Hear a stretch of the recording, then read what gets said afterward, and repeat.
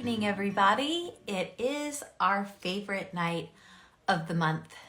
It is book club night. It is Tuesday. And I've missed you, and I'm so glad that you're here with me. I'm so excited about our book club book for tonight. We are reading, or did read, we are discussing The Lost Apothecary by Sarah Penner. And Sarah is going to be joining us tonight, and I'm so excited to discuss this book. When I picked this book, I did not realize that it was Women's History Month. Did I just say that right? Women's History Month? I've had a really long day, you guys.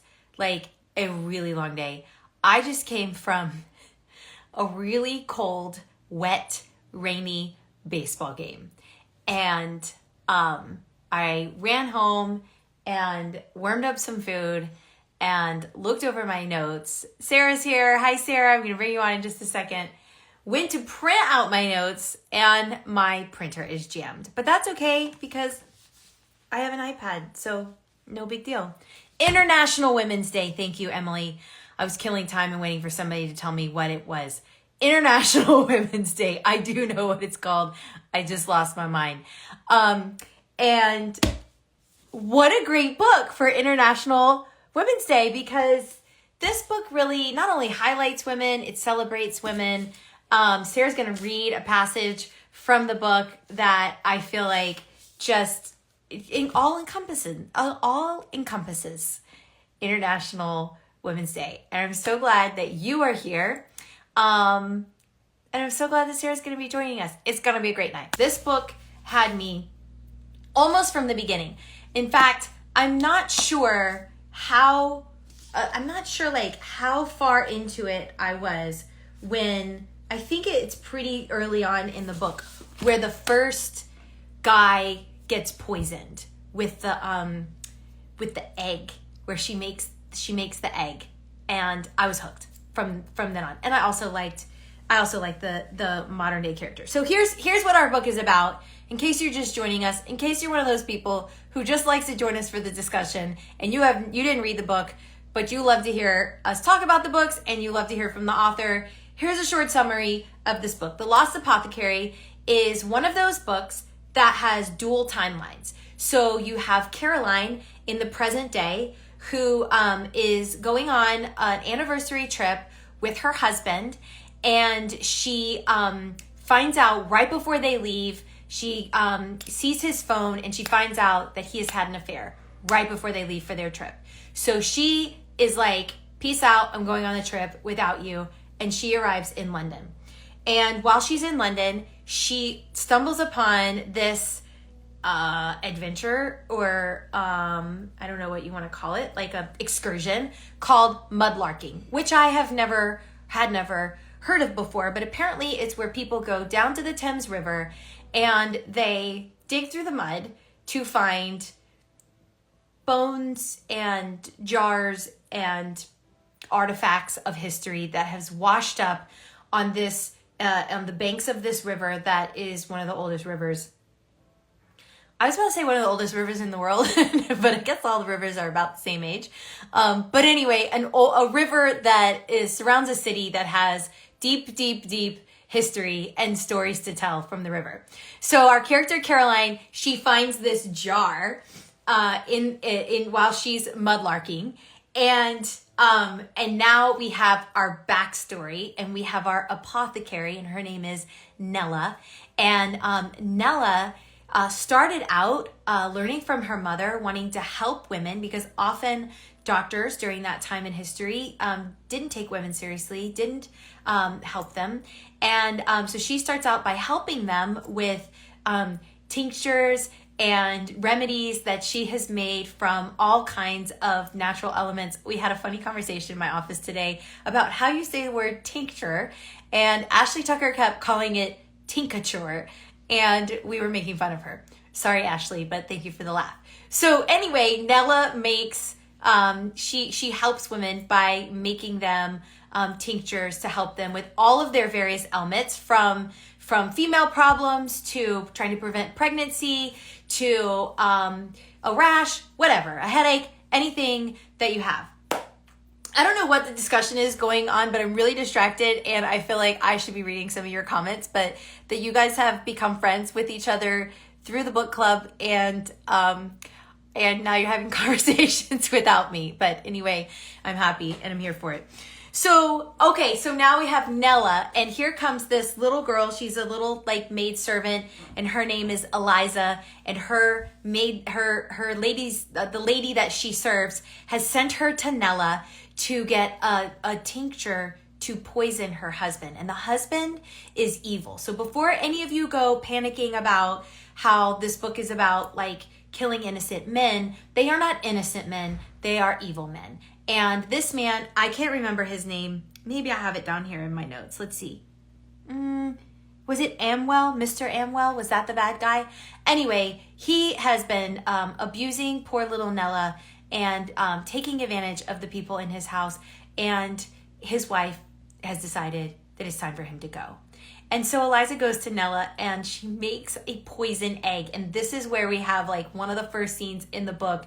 And I love it so much. Because Eliza has to be brave enough to feed this man this poison egg. So she's essentially like murdering him. Jennifer says, hold up the book, please. Here's the book, The Lost Apothecary. If you have not read this book, I think it's time for you to hop off. I will post this on my YouTube so you can go back and watch it. I should never tell somebody to hop off of a live, except we're going to talk about where this book goes. So hop off or be spoiled. Okay. So I want to know, before we bring Sarah on, I just have a few questions for you. So first of all, did you have a problem with the male killing in this book? I did not. I don't know, suspension of disbelief. I could get on board with the evil men need to be taken care of. And I feel like, it's International Women's Day. I feel like women have come so far in history, but at this point in history, a woman had nothing. She had no rights. She had no rights to her money, no rights to her children. She couldn't testify in court. And so how else is a woman going to defend herself from an evil man? I mean, she can't take him to court. She can't call the police. Nobody's going to believe her or care. So did you have a problem with that? Love Lots says, no problem at all. Let's see. Gray Mama says, no, it's a book. Kelly says, no. Jamie says, hop off. Danny says, I love to hear the endings. Emily says, spoiler, people die. Okay, this is coming from my sister who reads the end of the book. In fact, Emily, did you read the end of this book before we got there? I don't think you did, because I think she did Audible on this one. Charlotte says, no problems with it. Rochelle says, especially Frederick. Let's see. All of you are saying no issue with it. No issue, no problem. It was all a secret. Stephanie Van Almen says, I feel like men watch lots of killing movies so we can read killing books. Yes. And here's the other thing that I thought was just brilliant about this book was how essential oils have been so trendy. And this is why, like, I told my sister, I was like, Emily, you have to read this book. You're going to love it so much, because Emily is a huge oil person. Let me know in the chat, are you an essential oils person? Now, I'm not. I like essential oils. I like put them in my house, and I will occasionally like put lavender on my skin or whatever. But I'm not like I don't know. I'd rather just take an ibuprofen than rub peppermint oil on my temples. I'd like to know out there, how many of you love essential oils? You guys are all still talking about if it's okay for people killing, and we've all agreed that it's okay. Okay, Emily says yes. S. Teresa says yes. And somebody says yeah. Heidi says yes, but not extreme. Holly Truex says yes. Sharon says yes. Okay, so for all of the essential oils people out there, this was your book. And Sarah says tea tree is great for bug bites. I'm like a big fan of them. I just sometimes take the quicker route. My sister Emily did one time make a tincture of sorts for what is that? What are those warts that kids get that's like a rash? I can't remember the name of it. They're not like regular warts, but it's like, anyway, she made one for my kids and we were supposed to like rub it on them. All of you are saying that you love essential oils. So, who was your favorite character is one of the questions that I have written down. I really loved Eliza. I think, molluscum. Thank you, Emily. Guys, I'm all over the place and we got to get Sarah on soon. Molluscum are the little warts that kids get. And yes, Emily made me a tincture for molluscum. I'm pretty sure that it did actually work. No, not hand, foot, mouth, molluscum. It's a childhood disease. Let me know if your kids have ever had it. It's kind of gross. You have to wash all your towels. Okay.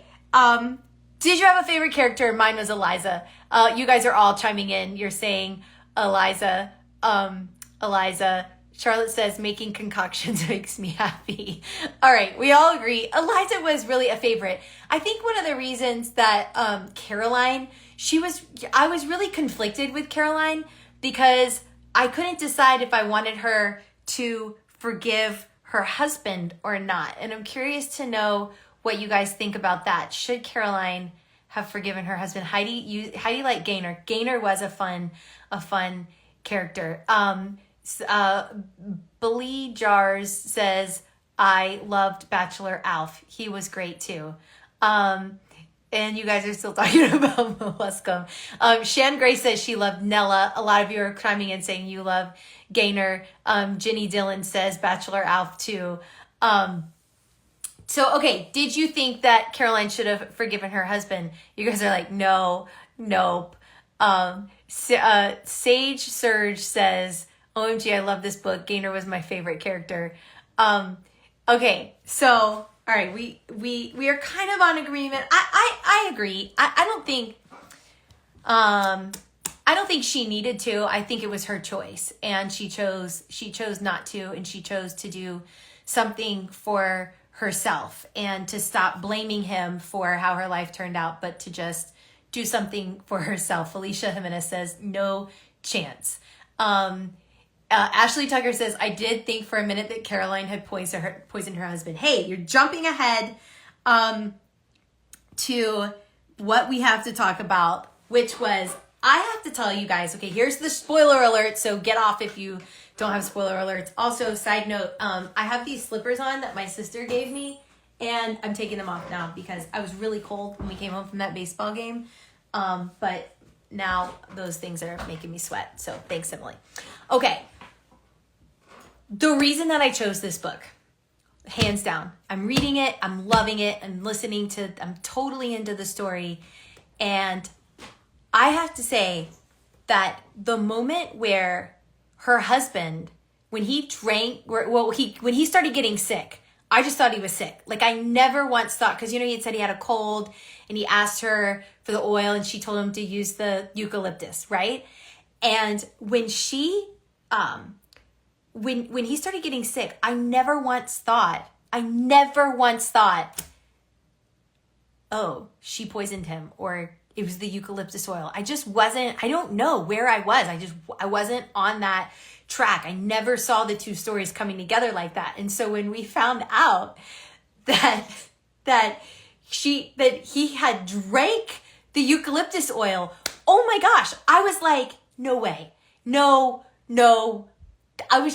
It just got me. And I was so shocked. And I absolutely love, and you guys tell me if you agree with this, but there's nothing better than a book that like takes you by surprise. Like something happens that you didn't see coming and you're like, oh my gosh. Yes. Okay. So Kaylee says, I thought he had food poisoning at first. Let's see. The Lissick family says, I didn't think that either. Jess says same. I can't believe that he did that. Everybody's saying me too, Felicia. I thought it was kind of funny. I just didn't see that coming. And at that moment I knew this is a book club book because everybody needs to have a book like that. Okay. Felicia says she kind of saw it coming. His character was a gaslighter from the start. I mean, yes, but like, don't you ever get into a book where you're just not really like, you're just letting the book happen to you? And of course, looking back, I was like, oh yeah, of course her husband did that. But like, What kind of idiot? Thank you. Emily says, I put 1 drop of eucalyptus in my neti pot. I couldn't believe that he drank it. I'm like, you're so dumb. Why would you do that? So, anyway, I was totally shocked and totally hooked on this book from that moment on. Are you guys ready to bring on Sarah? Hi, Sarah. Hi, Holly. How are you? I'm wonderful. Thank you for being on with us tonight. Oh, thank you for having me. I've been just sitting here, like, enjoying all of this chat, kind of chiming in where I can. It's really fun. And honestly, such a fun book. I just I thoroughly enjoyed it, and I thought it was brilliant for you to take essential oils and poison someone with them. It was awesome. Yeah, thank you. It's funny because my original idea was that Caroline would find some leftover poison in the apothecary shop, like once she maneuvered her way in. But then I started doing some research and I realized that there are no poisons that would have retained their toxic properties after 200 years. So I was back to the drawing board, and then I started researching essential oils and learned that eucalyptus oil is actually very toxic. There have been lots of reports of kids getting very sick from it. So that was my plan B that I used for the book. It was brilliant. And actually, one of the girls on our book club, Stephanie Van Alman, one of her daughters got really bad burns from, I think it was maybe like oregano. And it automatically made me think of that because I was so bought in at that moment because I had known of a friend whose child had sort of been injured. And I mean, just Cassie is saying so clever. It really was so clever for you to get her husband like that. And I was honestly scared that he was going to die and then that she was going to get blamed for it. So I was like, I kind of want him to die, but then I was like, he can't die because that's the whole point. You know, James is kind of a nuanced character, and it's funny, there are some readers who say that their heart kind of goes out to him. Like there are some readers that almost pity him in a way, and then there are other readers that absolutely loathe him. And I think you're supposed to feel a little bit of both, and you're supposed to question whether his apologies are genuine or manipulative or somewhere in between. So I think he's representative of one of those really nuanced characters that as we read a book, we can't really decide whether we like him or hate him. Yeah, I was definitely on that track. I think I lean more towards hating him and not trusting him, and I didn't really feel like I felt like his apologies were more manipulative. Yes.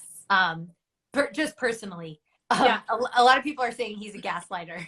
I mean, that's how I feel as the author. Like, he was very manipulative, but I would never put that impression on a reader. I think that's part of the fun of it, is hearing what other readers have taken from the story. And sometimes they even find meaning or metaphors that I didn't intentionally write in, but it almost makes you wonder, did it come from something subconscious? So that's one of the most fun things about this and writing as a creative effort, is that your reader or your recipient kind of interprets things a little bit different than you might have even intended. That's awesome. All right, so take us back to the beginning. You work in finance, and yeah, so it's really kind of amazing. And I hope that I'm sure we have some aspiring writers that are tuning in. And I hope that this is a message of inspiration, because the reality is I have no formal writing background. I was a finance major at the University of Kansas, and then I worked for 13 years in corporate America. And I just followed a passion in my free time, which was basically 5 in the morning. I would sit down and write for a couple of hours, and I wrote a book that was rejected by hundreds of literary agents. And then I wrote a second book, which was The Lost Apothecary. And it definitely struck a chord, and I signed with my agent. We sold the book overnight to HarperCollins, and then the book came out in hardcover last March, and that same month I was able to quit my job. So yeah, because it spent like 7 weeks on the New York Times list. Yes, that's insane. So how did you go from, okay, I got up every morning at 5 a.m. to do my hobby kind of to write a book. I wrote one and it got rejected. What made you say, well, I'm going to write another one? Like, what made you start over? Why didn't you try to fix the other one? Or what gave you why didn't you be like, I must not be a writer. This must not be for me. Gosh, there's a lot of things that I think contribute to that. But one of the main ones is that I've always loved challenge. So anytime that I'm presented with like a hurdle or an obstacle, I feel like I want to develop and learn enough to scale that hurdle. And so when I was rejected by all of these literary agents with my very first book, I knew from having read and talked to other authors that all the authors we all read and love, they never get their first book published. That's like unheard of. So I knew or they never get their first manuscript published. Right. So I knew I had to keep working and keep trying.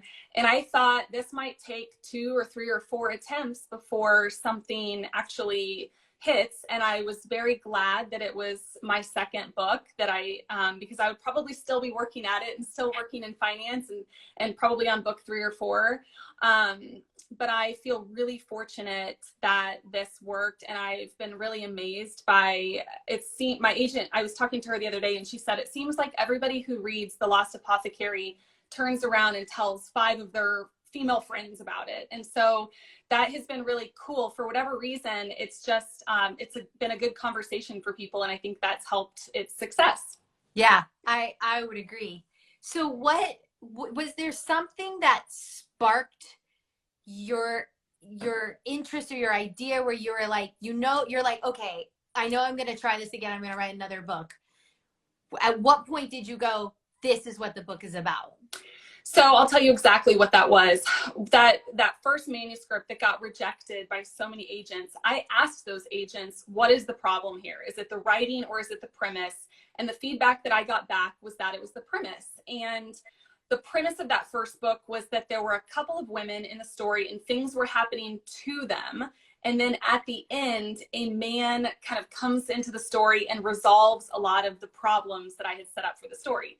And everyone said, no, the industry does not like that. You cannot have a man saving the women. Your women need to have agency. They need to have control over their own destiny. So when I sat down to brainstorm The Lost Apothecary, I decided to go completely to the other side of the spectrum. And instead of women being saved by men, now women are killing men. And as it turns out, that has been a very popular premise.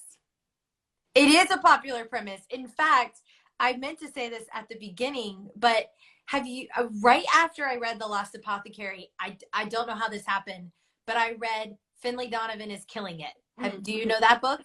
I've heard of it, but I've not read it. Okay. I'm not sure who wrote it. It's this adorable little pink cover, and it's called Finlay Donovan is Killing It. And I truly don't know what drew me. And maybe it came up, I don't know. It's not a historical fiction. It's a modern day book about a woman who kills a really bad man in like modern day. And then she's like backpedaling, trying not to get caught.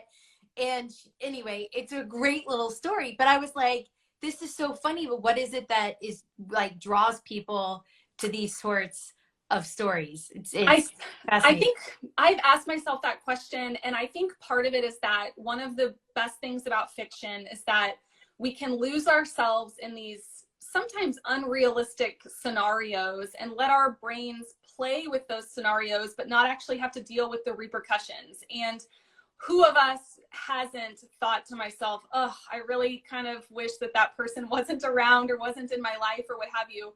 Not to say that we, fantasize about killing people, but I think being able to go into a story where you're seeing that happen and you're kind of hearing what the characters are thinking and what's driving that motive and how they're processing their decisions, I think is almost just like a form of creative or mental play for us as readers.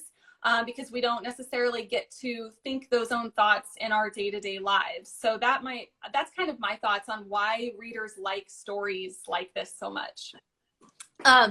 So how did you go about doing your research? Did you do all your research before you started writing, or did you research as you went along? So I went through several months of research before I started writing. So I already had quite a bit of familiarity with 18th century London from that very first manuscript that I told you about, because that was set in the same era. So I kind of knew, what are people doing for work? What are they eating? How are they getting around the city of London? But I definitely needed to research what a day in the life for an apothecary would have been like. And so I found some firsthand accounts, basically like journals or registers of who their clients were, what remedies they were dispensing. So I did a lot of that, researching what an apothecary did and what their workday was like. And then the biggest gap that I had to fill, of course, was research on all of these poisons. So the book, as you know, I really wanted to set out and not just tell a story about arsenic and the poison or poisons that we've all heard of the most. I really wanted to give the reader brand new, interesting poisons that they've never heard of. And even the little green beetle on the bottom of the front cover is a poisonous beetle. And it's also, that beetle is also an aphrodisiac. And so as I discovered these poisons, yes, there it is. It's my favorite part of the cover, that little beetle. Amazing. So cute. Also a beautiful cover, by the way. Yeah, well, I wish I could take credit. It's all the art team. But yeah, most of my research was on poisons, and that was fun in kind of a morbid way, sometimes a little bit uncomfortable to read, but still very interesting. So the poisons that we read about in the book, the beetles that they dug up, and the egg that she makes in the beginning, are those actual poisons that you read about? Yes. So one of my goals with the book was to keep the poison ingestion, symptoms, all of that as factual as possible. And I've actually had a lot of pharmacists reach out to me who've said, hey, very well done with like you were correct on how this would impact the human body if ingested. Where I used my imagination and where my creativity came into play was how to disguise those poisons in food and drink. So I know you've referenced that little brown hen's egg several times that Eliza takes home with her in her pocket, and it has the poison in it. That method of disguising the nux vomica that's inside of there was just my imagination. And the horseradish sauce that's mentioned is my imagination. The fig liqueur, which the recipe for that is in the paperback that was just released, that was my imagination. So it was kind of a blend of facts and creativity. Somebody just commented, yes, I'm a pharmacist, and I was so impressed. It was very validating for me when the book came out, and I started getting little emails and messages from pharmacists saying, good job, you did a great job. And in fact, I've learned, you were talking about a different type of blister earlier that kids get, but one pharmacist told me that they have, even in existence today, there's a cream for warts that has cantharidin, which is the toxin in the Cantharides beetle, because it's kind of acidic or abrasive or whatever you want to call it.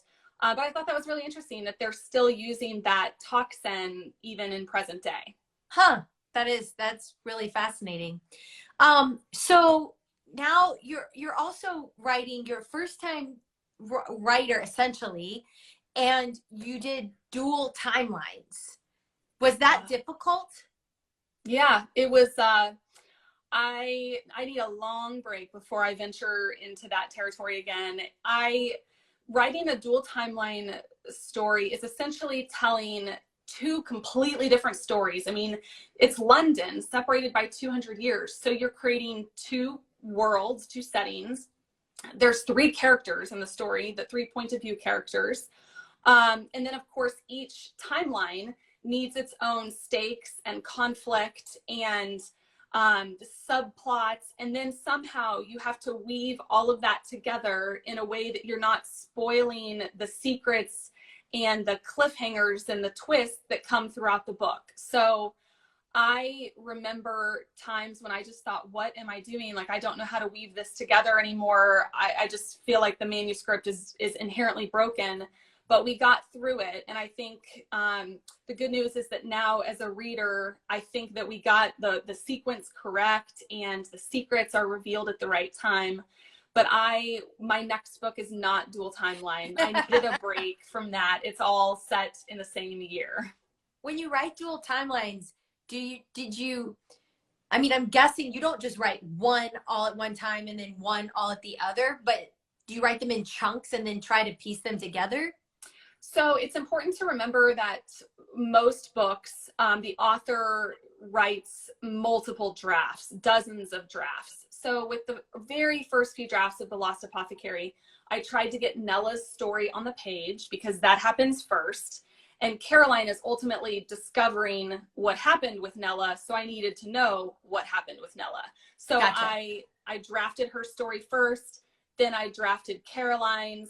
Then Eliza was kind of last on the scene. I knew that she was going to be Nella's first customer in the story. And I asked myself, what does the reader most want to see next when Eliza purchases that poison? And I knew they were going to want to follow her home into that dining room and watch and stand with her when she dispenses this poison to her employer. So I decided to just play with Eliza's point of view and see if I could see how I liked her voice and her story. And she was my favorite. And so she was my third and final point of view. And then once I had their stories drafted, that's when the chaos begins. And you just start cutting and pasting and weaving and rewriting. And I mean, you may as well just throw all of your manuscript pages into the air and let them settle and see how they fall. Because that's what it feels like when you're in the midst of it. Well, I never have any aspirations to write a fiction story, but I am so glad that people like you are able to really push through and persevere and come out on the other end with a story that like thoroughly entertained me and was a beautiful escape. So I love it. I always like to ask the authors, are you anywhere in this book? Gosh, that's a deep question. And I love the way that you pose that. Of course, absolutely. I find myself, even the book that I'm working on now, even some of the villains, I see a little bit of myself in them. I think there's a little bit of me in Caroline, Nella, and Eliza for sure, but mostly in Caroline. And what I mean by that is, you know, I mentioned earlier that I worked 13 years in finance, and I had the fortune of being able to travel to London for work. And so Caroline's experience of seeing the city through fresh eyes, she's an Anglophile, she's very excited to be in this beautiful city that's got so much history. That was very much my same experience. So I could draw on some of that. But then a lot of questions that Caroline is asking throughout her story are questions that I've asked myself as well. And I think most women ask themselves about relationships that they're in and whether that's the right relationship for them forever. What particularly today being International Women's Day, you know, as we talk about like parenthood, or whether Caroline's questioning whether she wants to have children. So I think there are in her career choices as well, and what she went to school for and what passions she has set aside. These are all questions that I've asked myself throughout different points in my life. And I think most women ask themselves as well. So I think of the three characters, Caroline is definitely the one that there's the most of me in. Yeah, I think you really set that up well too, with her even wrestling with blaming the past 10 years of her life on her husband. Yeah. But then sort of in the end kind of going like, all right, if I'm not gonna blame you, then I'm gonna take ownership for this and I'm gonna make a change, which I think a lot of women often get stuck. And even because they have become a mother or, you know, whatever, they get stuck in not being able to pursue something that they at one time thought was a dream, and then they have to make the life that they have become their dream. And I don't think there's anything wrong with that either, but I feel like within this context of this story that I could feel that kind of coming out of you. I'd love for you to read a passage from the book. I just, for those of you who are on with us, I messaged Sarah earlier. I think this part just goes really well with today being International Women's Day. It's on page 126, which is chapter 15 in my book. And just like the bottom of 126 and then the top of 127. I'd love to hear you read it. Yeah, so and to set up some context for everybody, this part of the book it's a part where Nella, the apothecary, is telling Eliza, her kind of new apprentice, the importance of making sure the register with all of the names of these women is legible. So the pages have kind of faded over time. One of the pages, there was a spill and it sort of erased some of the ink. So Nella is coaching Eliza in how to, darken the words to make them more legible. And Eliza has just asked why she should be doing that and why this is important. So Nella says, for many of these women, this may be the only place their names are recorded, the only place they will be remembered. It is a promise I made to my mother to preserve the existence of these women whose names would otherwise be erased from history. The world is not kind to us. There are few places for a woman to leave an indelible mark. But this register preserves them, their names, their memories, their worth.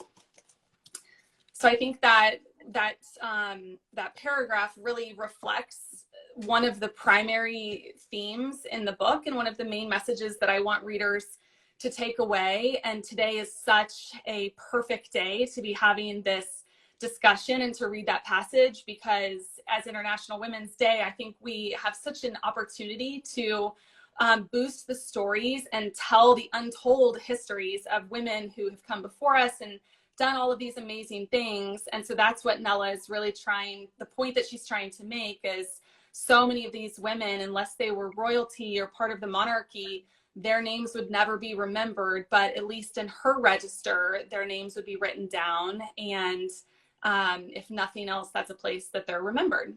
I really, really loved that part of the book, and shout out to Heidi who helped me select that part for today. And I thought when I was listening to it, I just thought like, yeah, that's true. There are a lot of women whose names will never be remembered. I mean, even in the Bible, there's all these women who are not known by their name. They're the woman at the well or the woman with the issue of blood. And so I really liked that Nella knew that even if it wasn't a good thing that their name was being written down for, but that she was recording their name down. And I really like that. So thank you for that part of the book. Okay, 2 more questions. Mm-hmm. Was there any character, or which character did you miss the most when the book was over? Yes, the character that I miss the most is Gaynor, the librarian. And okay. I noticed earlier when you asked your book club, who's your favorite character? Most people said Eliza, but a few people said Gaynor. And I think that her loyalty and friendship to Caroline, who is just someone that she just met, but she could tell was in need of support and a hug and a helping hand and a sandwich at one point. I mean, Gaynor just continues to show up out of just the goodness of her heart. And I wish that I'd had more to explore between them and their friendship, but perhaps someday in another story. But I absolutely love Gaynor, and she represents so much warmth that I've experienced from librarians and archivists throughout all of my research. So she's definitely one of my favorite characters. That's awesome. I really love that you say she represents warmth from people who have also like helped you in that same aspect, because I think that's like a personality type that often gets overlooked or ignored, but they're people who are there, they're loyal, and they see you. And she was a really great character. Yeah. Okay, so before you leave, I always love to ask, because I find that all writers are also readers. Yes. And so I would love to know, what are some of your favorite books? Like a book that made you fall in love with reading, or a book that you wish you could read again for the first time, or even an author that you've read every single one of their books. Yes. So I had a feeling that you might ask this. So I went to my bookshelf and I grabbed one book in particular, and I'll share a few books, but I wanted to share this one first. Again, very pertinent for today. This, and I know Instagram will flip the image, so it's going to be backwards, but it's called Feminism, the Essential Historical Writings. The actual cover is like nothing, you know, to speak really to write home about, but it's edited by Miriam Schneir, and it's essays, fiction, memoirs, and letters by major feminist writers. And so I definitely felt like I wanted to suggest this one today if I had the opportunity, because I personally like these little bite-sized essays that just have really important messages about women and women's rights. So that, again, it's called Feminism, the Essential Historical Writings, and it's edited by Miriam Schneir, Schneir. Another good book. Wrote it down. I'm writing these down. Awesome. Another good book that just came out, I believe in February last month, is The Maid by Nita Prose. It's fiction, and it is about a hotel maid who stumbles on a crime scene in the hotel where she works.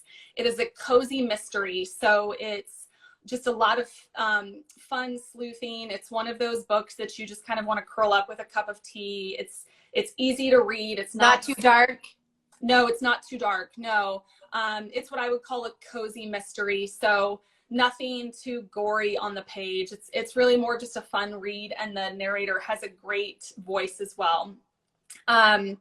Let's see, Fiona Davis. She is one of my all-time favorite contemporary writers. We actually share the same literary agent, and all of her books are dual timeline. So if you all tuning in like the dual timeline element, definitely check that out. I feel like I've read something by her. So her latest is the Magnolia Palace. Last year she came out with The Lions on Fifth Avenue. Her debut was The Doll House. They're all set in famous New York landmarks. Okay. I've seen The Doll House, but I haven't read it. It's been on like my wish list. Yep. Good read? Yes. Yeah, it's a great read. Again, great dual timeline. To kind of shift gears a little bit, what got me into historical fiction, I love Ken Follett. He writes these epic historical fiction stories. I love Philippa Gregory for a little bit of a more scandalous, like British history. All of her stories are like in castles and the Tower of London and have like family drama. I love The Historian by Elizabeth Kostova. That's one of my top 10 favorite books of all time. And then lastly, Wilkie Collins, he wrote a book called The Moonstone, which is considered to be the first detective novel. And I love that as well. So that is kind of an eclectic assortment for you. That is amazing. And I just think that there's nothing, and this is really why this book club exists, because there's nothing better than reading a book that somebody told you. This book is great. Yes. And to find that friend that not everybody thinks the same books are great. So sometimes you have to find that one friend that you know that you like the same books that they like. And so, but I always love to hear what our authors are reading and what you love. And thank you again. Thank you for this book. It was such a fun story and unintentional for International Women's Day, but yes. But so perfect. I loved it. Yes. Well, and I have to thank you so much, Holly. It's a true honor to be talking to you. And thank you to everyone who's joined. I see a lot of great comments. So I really appreciate everybody taking the time to tune in. Oh, that's awesome. Thank you so much. It was so nice to meet you. All right. Have a great night. You too. Have a great night. Well, guys, I hope you enjoyed that discussion as much as I did. I always love getting to meet these authors. We read The Lost Apothecary. We got to talk with Sarah Penner and hear how the book came about, how the story came to life, and who her favorite characters were. And I just love it. I hope you did too. If you did, hit the like button so I can know that you liked it. Leave me a comment. Let me know what you like. Let me know what you're reading. And if you officially want to join the Holly Furtick Book Club, all you have to do is go to hollyfurtick.com, leave me your email address, and I promise we're not going to spam you. We're just going to send you one email a month, let you know what we're reading, and when we're meeting in case you want to join us live. Well, that's all I got for tonight. I'll see you back here next time.